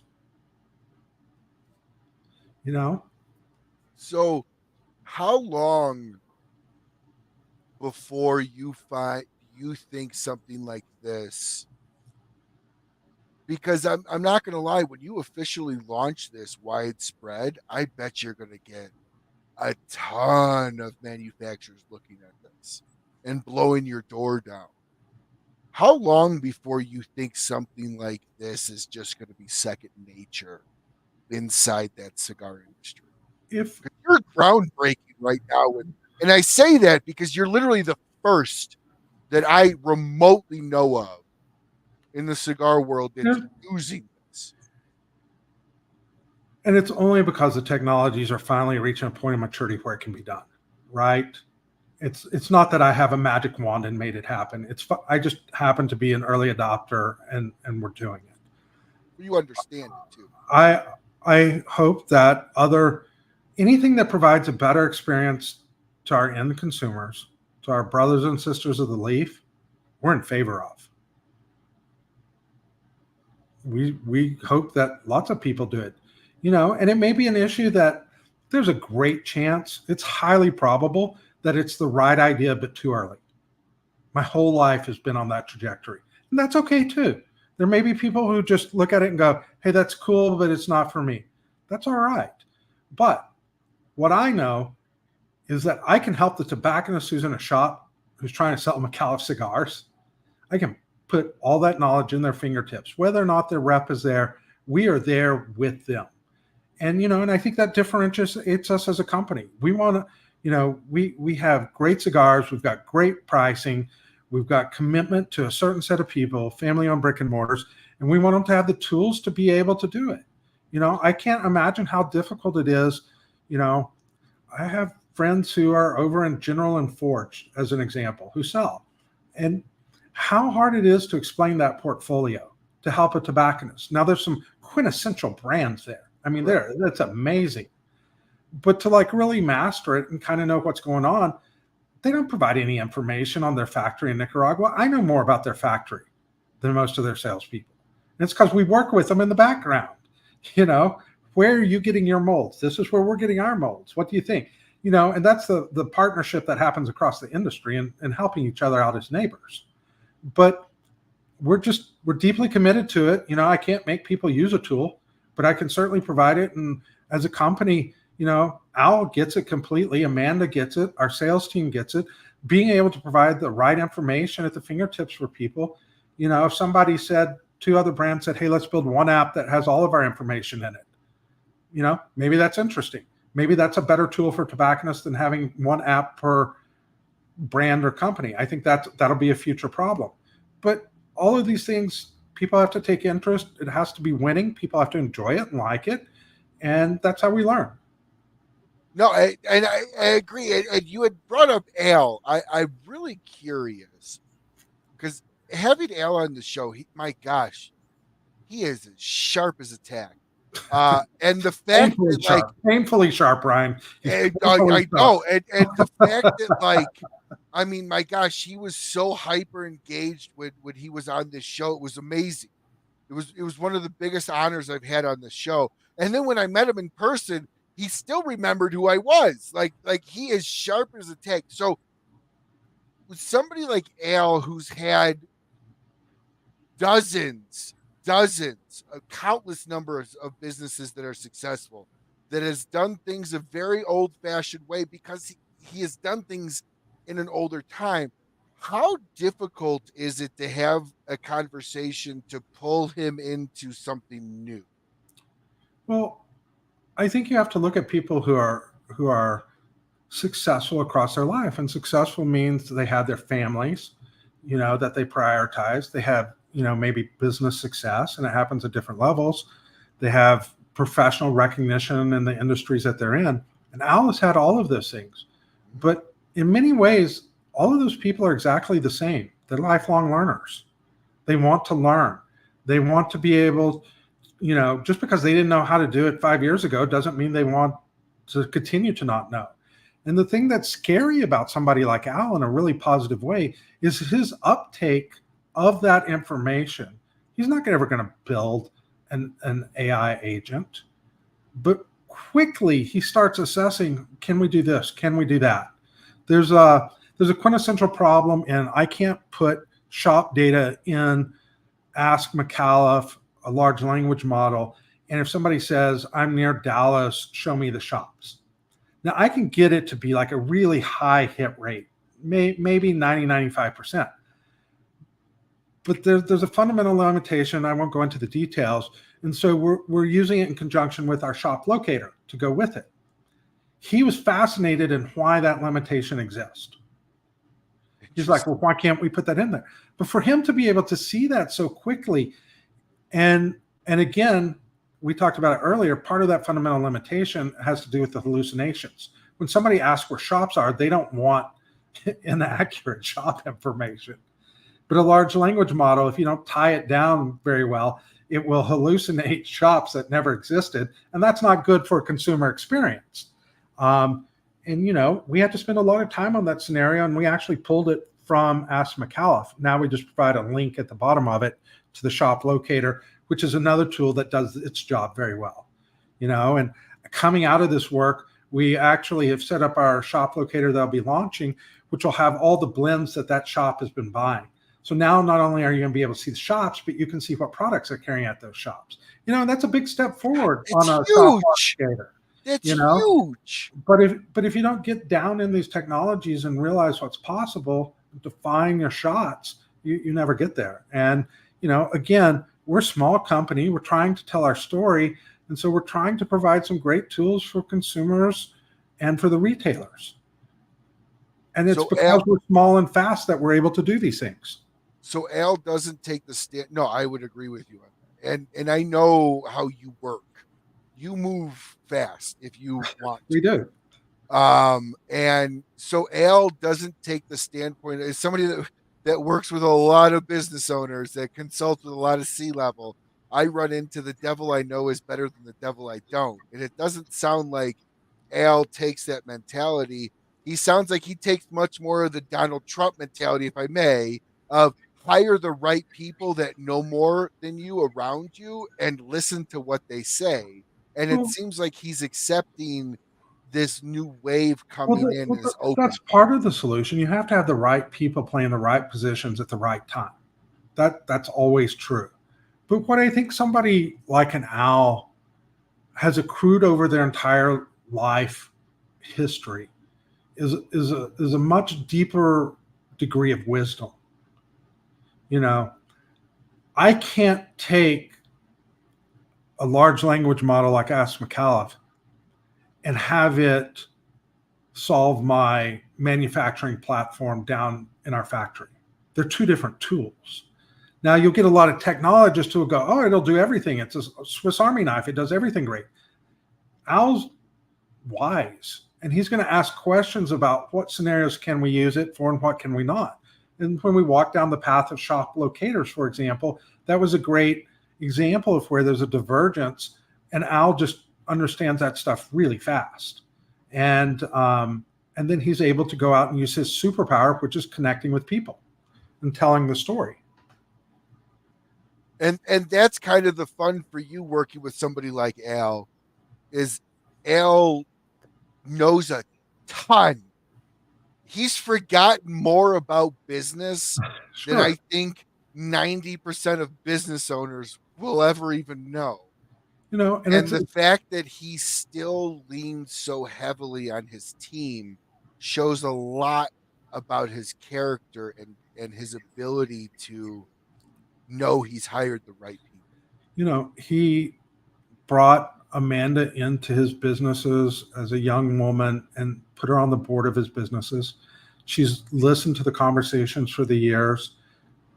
He trusted her enough to go out to LA and do her own thing for 20 years and to come back as a complete executive who actually has a point of view that's different from Al or I.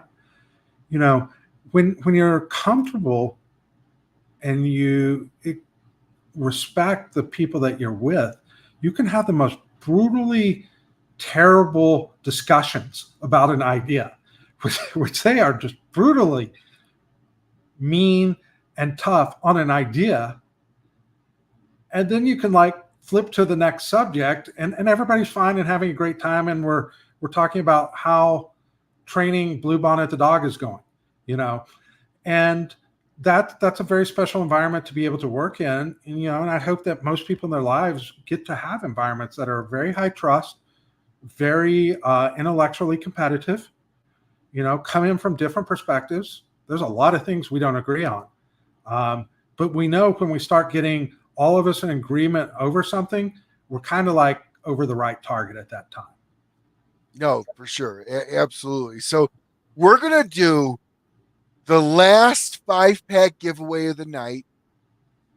And then we're going to have Dan back because I have a collector's edition box. We're going to give that away in the fall. Okay, that sounds we're great. We're going to have Dan come back. We're going to give that away. And we're gonna do something special for that. All right. Hey, I've got a challenge for you. Please. There's some people who are going to hear this conversation that are not here tonight. Yes.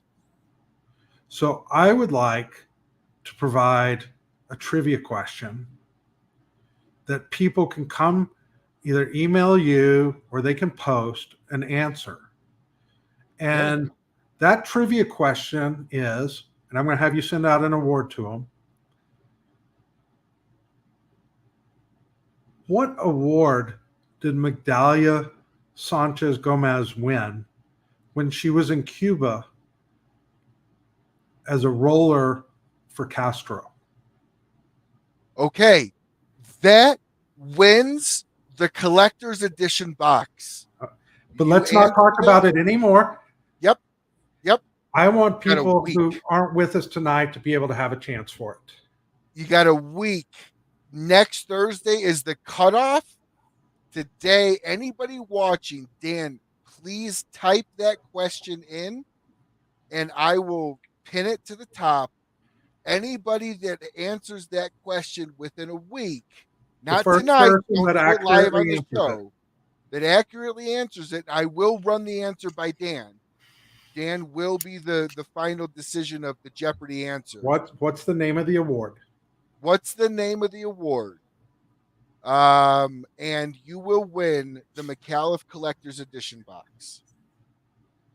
Yeah, I think that's going to be fantastic. I'm going to be so happy for the people, because once you unpack that story and see how accomplished Migdalia is, you'll understand why we have a Migdalia cigar in our portfolio at Micallef Cigars, and we have a Migdalia special edition. Okay, so what is the award that the how do you spell Migdalia again? M-I-G Migdalia, Migdalia. Migdalia got when she was rolling cigars in Cuba.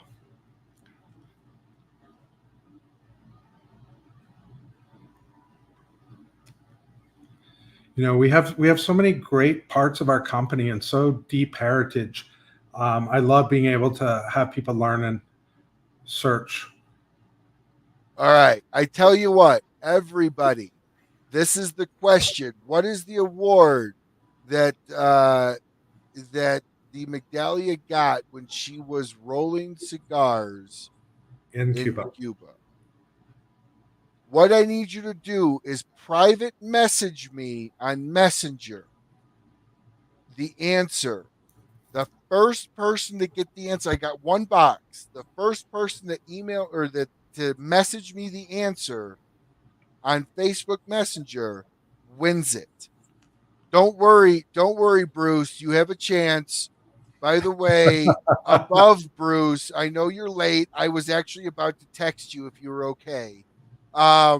Above, check out the Ask Micallef link for the search engine that we've been playing with all night, as well as there's a question that will allow you to win the Micallef Collector's Edition box. But the last question of the night for the 5-pack, and we got more than enough 5-packs to give away after the show. Don't worry, we're working them all in. I promised Amanda. This is going to be a super simple one, or at least I hope for a lot of people. But and yes, this is open for anybody that's already answered, as this is a second round of questions. What is the size of the cigar inside the collector's edition box? What is the size of the Langesse in the collector's edition box? If you answer that correctly, you get a 5-pack. If you already answered correctly, you get another 5-pack, because we're not being sticklers. We just want to give away the greatness of Micallef. There you go, Chad. All right, Chad gets a ×2 on that one. Reach out to me. Let me know. No, Chad. No, anybody. I did say that, Dan. Right? Did anybody that won? You said anybody that had previously won. Absolutely. So, so Chad, you got a second one. Awesome. So, Dan, here in closing, man, I just got to hand it to you. This is incredible. Like, I guarantee you so many brands have never even gotten the bug up their ass to do something like this. Like, this is so ahead of innovation inside the cigar world that that I think it's going to be monumental if adopted the right way. Um, and so, in closing here, how do you just reiterate? How do you want people to use this engine, and how do you feel this engine will accomplish Micallef's goals? I think that, we'll officially release it next 7-10 days probably. And the goal for most people will be to just play with it, show it to a friend. If you have questions about Micallef cigars, it's a great resource to be able to answer them. Show it to a friend. If you're a tobacconist, it's going to really help you do your prep work so that all those different blends that are on your shelves, I want you to know that we're the company that's investing to try to make your life easier. And we've got your back in that regard. How do you want the cigar world to adopt technology like this? I have no opinion on it. I don't ever want to try to force or encourage anybody to do anything that they don't want. I hope that perhaps it inspires some people to look at things from a different perspective. Um, Being right at the right time is the key. We may be right, but early on this, and that's okay. But I don't really want anybody to have to do anything.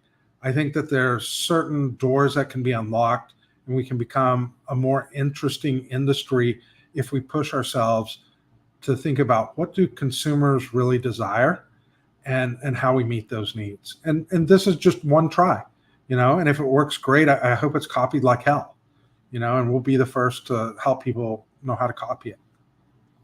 How do you think technology in itself helps the cigar world outside of Chat GPT? I'm just talking about technology. But you see, like I've read some interesting posts on Facebook the last couple of weeks, and everybody was talking about the cigar world is ass backward in terms of technology use. And I would encourage them to dig deeper. You look at tobacco genetics, farming techniques that are used. It's absolutely state of the art. Many places are using tobacco itself is a plant that's revolutionary in genetic work because you can splice a gene into tobacco and have it grow at a very fast rate. You look at a lot of people look at the marketing and things that happen in tobacco and they're like, God, you guys are dinosaurs. Don't forget we're highly regulated. We're extraordinarily regulated industry. And when you have all that regulation, you can't do many things that other industries can do. And so for us, it's always about trying to be innovative, to honor the regulations that exist, but be innovative where you can. At the core, our product is a cigar, and nothing but time and care can produce the flavors that we love as consumers. I can use chemistry and I can accelerate fermentation. I can do a lot of things, but it's not the same good cigar. So by the nature of what we do, there's a lot of artisanal aspects that we should uphold that are fantastic. We should recognize that we're regulated and can't do what everybody else is doing. But then we should push ourselves to innovate and help attract new consumers to the artistry that we love. How is Micallef, because you guys are at the forefront of this? I don't think anybody would disagree. And I think it would shock those that don't know who you are to be like, who is Micallef making something like this? I think a lot of people would be like, oh, I expected Drew Estate to do something like this first. But I personally am not shocked that you do something like this because I know who you are, I know your background. So as you're putting something like this together, how do you think Like, do you ever imagine AI being used in a way to create blends? Will AI, I guess, let me ask it this way. Will AI remove the human element out of the cigar world at some point? You see No, that? absolutely. That'd be crazy, but it's consistent with the discussion that we've had. The premium experience in life are going to be in-person events. There will be so much misinformation and deep fake videos that it's going to be hard to discern what's a hall of mirrors versus reality because it's going to get that good. The premium life experiences are going to be in person. And that's at the heart of what we are as cigar makers. I have seen AI blended cigars before. Do you think that will be a thing? Look, I don't want to be negative, but I think there's a lot of bullshit out there. Okay. For those that know Dan, know what he said. And I'm not trying to discourage people. And maybe somebody found a way to skin the rabbit better than I can imagine, which is all possible. Happens all the time. But it's the artistry of our business which makes these cigars. It's the growing in the fields, the curing. There's a ton of science that's taking place. You could tell me that people will be using AI to build better genetics. Totally. I agree 100%. Absolutely. If you say that people are using AI to blend cigars, I mean, I can play that game, but I don't think it's a very high integrity game at this point. But like I said, I could be shocked and blown away, but feels like it doesn't pass the sniff test to me. What you're saying is that's the reason why to always make sure you're going with somebody like Micallef that does cherish quality over really anything else, because it's hard to replace that human touch that Micallef adds to every single cigar. Look, I absolutely looked at, so we draw test every cigar that goes through our factory. And when you do a draw test, it depends on what the vitola size is as to how much the airflow should be through the cigar. If it's too light, that's a problem. If it's plugged, that's a problem. You know, we looked at, should you ultrasound cigars to see if you can see defects with AI? There's things that you can do. But there also becomes a point where when they're properly crafted, you don't have to do all that. No, you don't. And so if you spend the time fermenting your tobacco, it takes out a whole set of problems. If you spend the time training your rollers and bancheros how to construct a cigar, it removes a whole set of problems. Now, that doesn't mean that we don't have occasional issues. I mean, it's a numbers game. You know, you build 500,000 units of something, you're going to have some errors. That's just life. It's what warranties are for. But it's coming down to the details. You know, cellophane on every cigar, cellophane to protect it, to make it more hygienic. It has to do, you know, there's thousands of steps in the process, and that's the artistry of cigar making. And you know, it's not there is an automated version that's called a machine rolled cigar. I mean, it's here today. They're not as good as what we make when we make it based on the, you know, practices of all those who came before us. Now, last question of the night. Would Micallef ever ask AI to do a blend and to do what? To do a blend, just to test that capability and try it? You know, when you say open to that, when you say do a blend, there's a whole lot of things going on. No, when you say that. That's where my naivety comes into it, because I seen an article about the first AI blended cigar not too long ago, and I'm sorry, I've never seen that article, so I don't know what's in it. I'll send it to you. It's okay. Ryan, I can build virtual blends with AI to the cows come home. I could do it with my spreadsheet. I can do it with my pencil. You know, the real art in blending a cigar is keeping it consistent over time. you realize that, right? You have to reformulate the cigars every year based on the what you harvested, cured, and fermented. You're always adjusting the blends. So I guess I'm having a hard time wrapping around my head on what having an AI blended cigar means. That the AI itself, I guess, understands the quality or the taste profiles of each individual, Well, that's what I mean. But I can do that in a spreadsheet. I can take every type of tobacco that I have available. I can have the notes that are put together. I can extend it out with metadata around it that says when these two leaves are used together, you get X and Y. I mean, of course that can be done. You know, maybe that's a good solution. I don't know. I think you're going to find it very hard to find a software solution that helps keep your blends tasting the same year over year because the underlying materials taste. And there is no test for the way these things taste and smell. Remember, we taste 5 things, but we smell 10,000 different components. So I don't know. That's why I feel like somebody could have claimed victory and put a flag there, and that's great.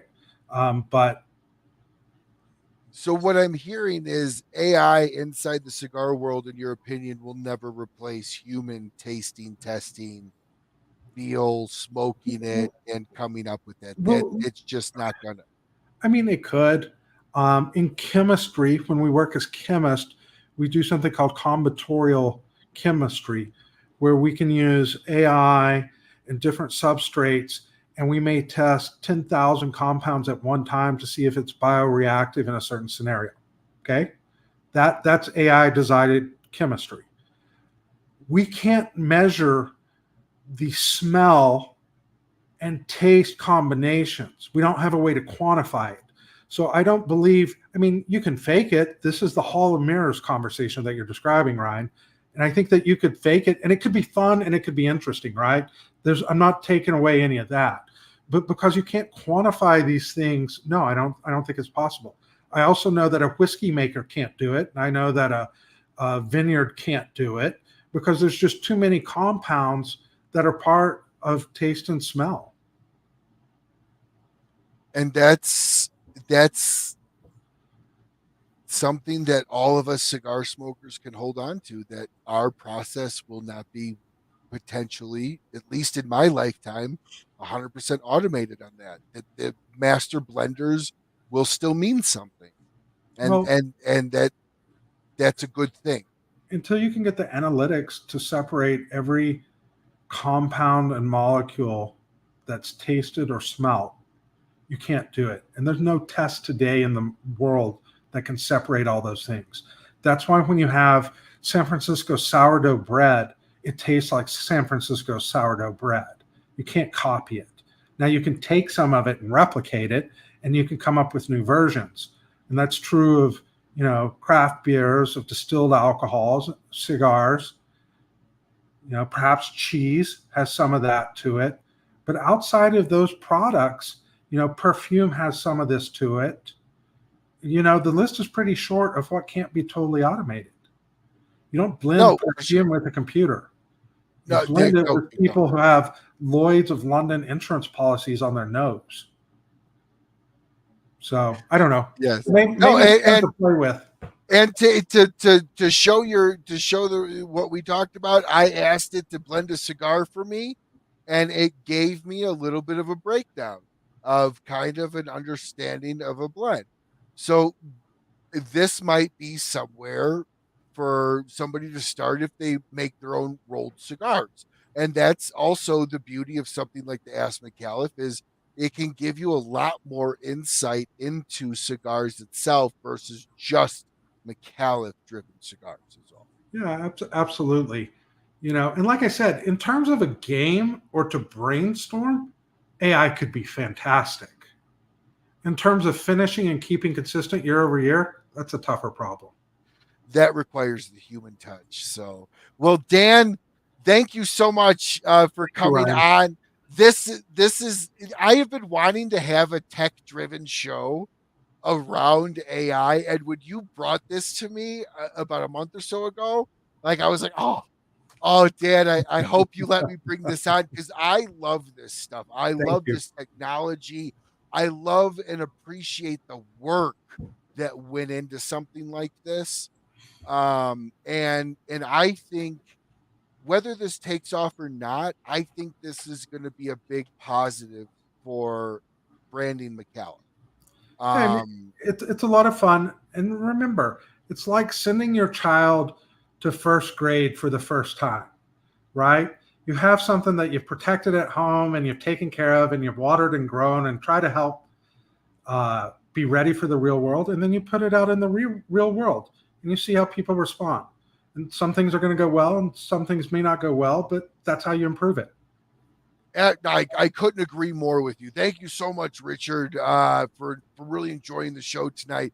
This was something a little different that I think a lot of people don't fully understand, and I think you were the right person to bring this Well, thank you very to much. the I show. So I appreciate it. appreciate that. So Richard Beard, Chad M. Chad, Chris Couture, and Rudy, please reach out to me with your shipping addresses, and I will ship out those Micallef A Gordos.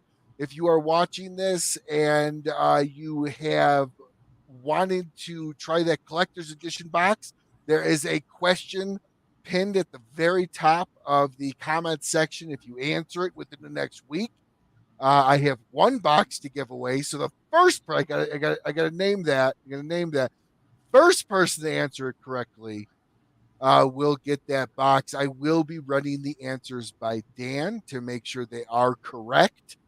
And so for all of those that watched tonight and participated, thank you so much.